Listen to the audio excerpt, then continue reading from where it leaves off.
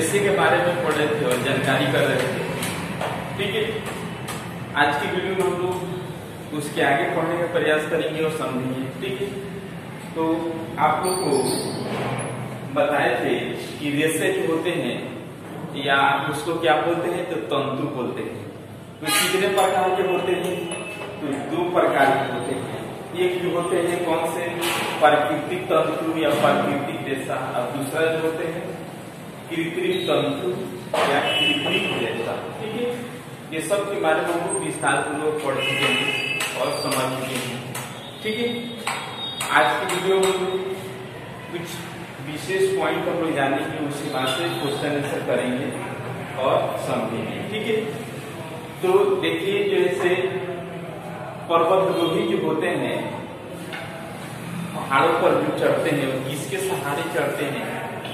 ठीक है, उसमें जो है कौन से रेशे का प्रयोग किया जाता है, कौन से रेशे मजबूत होता है, इसके बारे में हम लोग क्या करेंगे, जानकारी करेंगे। ठीक है, जैसे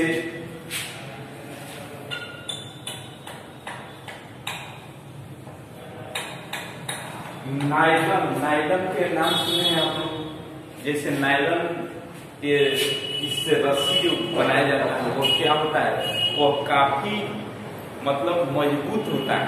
ठीक है, इसलिए जो पर्वतारोही होते हैं या पैराशूट में वो किस रेशे का प्रयोग किया जाता है, तो नायलॉन तंतु का, नायलॉन रेशा का प्रयोग करके उसको बनाया जाता है। इसलिए क्या होता है, वो काफी मजबूत होता है, जल्दी टूटने की संभावना नहीं होता है। और इसी के जगह पर अगर आपको प्राकृतिक तंतु जैसे मान लीजिए सूती से आपको बना दिया जाए, ठीक है, तो वे काफी क्या हो जाएगी, जल्दी टूट जाएगी।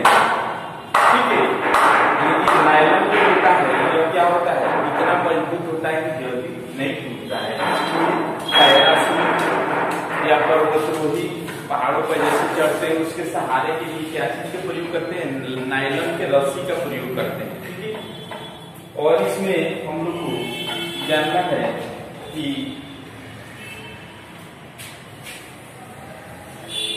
जैसे रेयान आप लोगों को बताए हैं,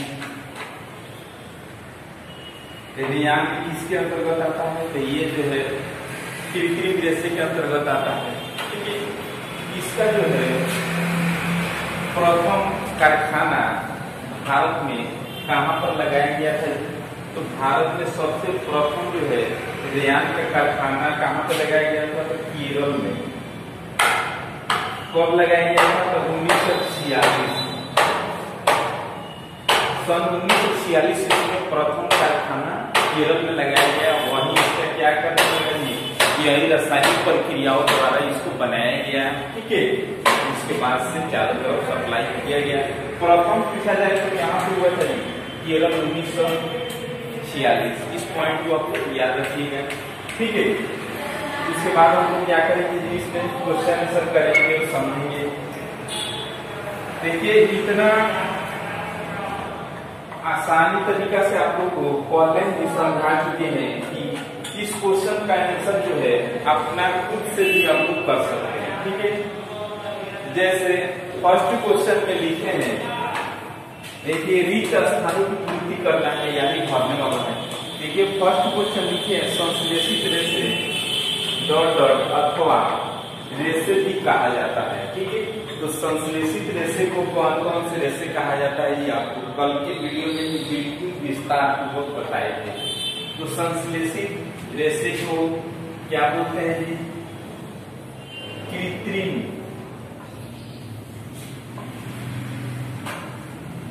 संश्लेषित रेशे को कृत्रिम रेशे कहते हैं। या इसका मतलब अथवा का मतलब क्या होगा, या। ठीक है, संश्लेषित रेशे या कृत्रिम रेशे अथवा मानव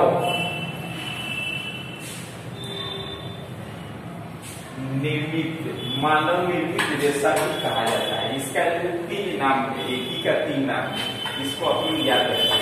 इसके बाद जो है नेक्स्ट दिया गया है, देखिए सूती वस्त्र जलाने पर डॉट डॉट के जलने जैसा गंध आती है, जबकि नायलन से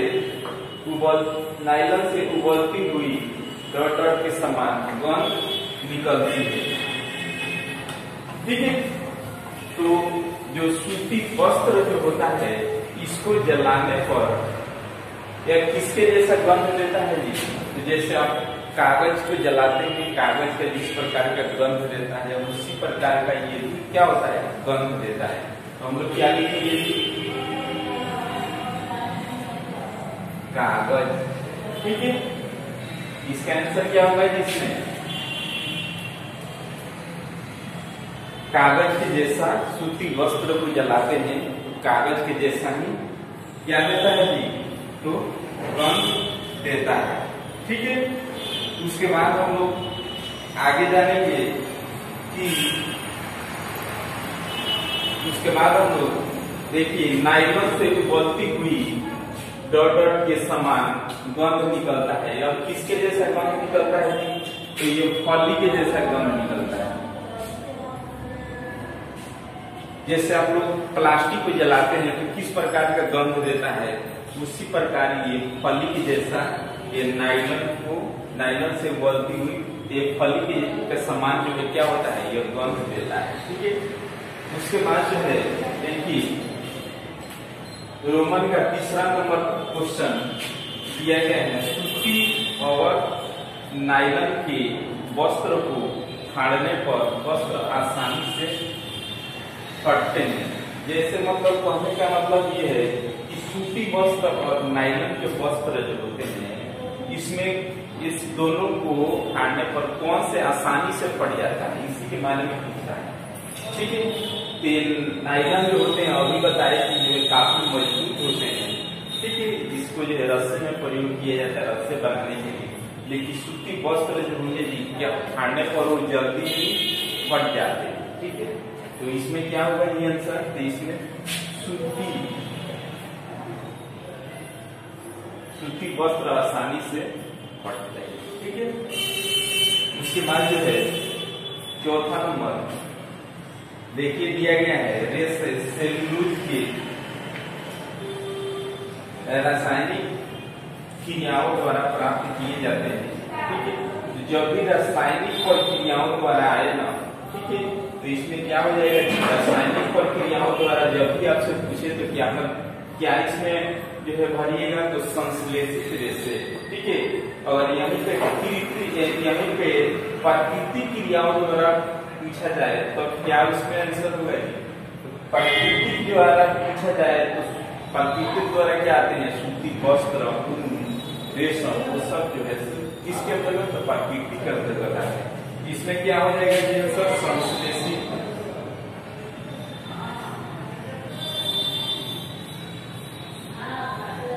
संश्लेषित रेशा सेल्यूलोज की रासायनिक क्रियाओं द्वारा क्या किया जाता है, प्राप्त किया जाता है। ठीक है, तो ये चीज हम लोग जान चुके हैं, समझ चुके हैं। तो आज की वीडियो में इतना ही, इसके आगे जो कल और हम जानकारी करेंगे और समझेंगे। तब तक के लिए